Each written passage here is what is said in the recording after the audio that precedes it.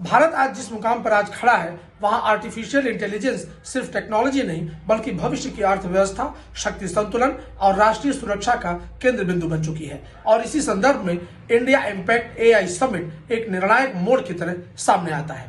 लेकिन सवाल यह है कि हम इस एआई क्रांति से क्या चाहते हैं और हमें किन चुनौतियों को पार करना होगा। सबसे बड़ी चुनौती है डेटा गवर्नेंस। दुनिया भर में एआई का विकास डेटा के आधार पर होता है, लेकिन भारत के सामने प्राइवेसी, सुरक्षा और डेटा लोकलाइजेशन की प्रमुख चिंताएं खड़ी हैं।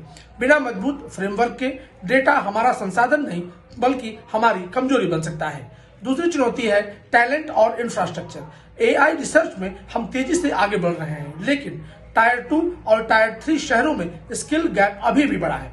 भारत को न केवल इनोवेटर्स चाहिए बल्कि ऐसी स्केलेबल व्यवस्था भी चाहिए जो एआई को हर सेक्टर तक ले जा सके, स्वास्थ्य, शिक्षा, कृषि से लेकर शासन तक। तीसरी और शायद सबसे रणनीतिक चुनौती है एआई का नेशनल सिक्योरिटी डायमेंशन। साइबर युद्ध से लेकर डीपफेक, प्रोपेगेंडा और ऑटोमेटेड थ्रेट्स तक आने वाले दशक भारत की सुरक्षा संरचना को नई परिभाषाएं देने वाले हैं।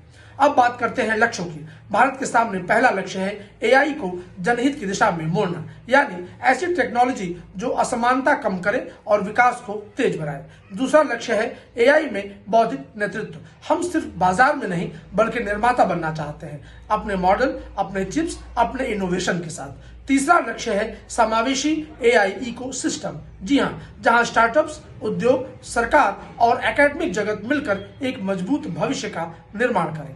और अंत में इंडिया इम्पैक्ट एआई समिट हमें याद दिलाता है कि एआई की यह होड़ सिर्फ मशीनों की क्षमता पर नहीं बल्कि हमारे विजन, नीति और नैतिकता पर निर्भर करती है। भारत इस परिवर्तन का सिर्फ हिस्सा नहीं बल्कि इसकी दिशा तय करने वाली शक्ति बन सकता है, यदि हम आज सही फैसले ले सकें।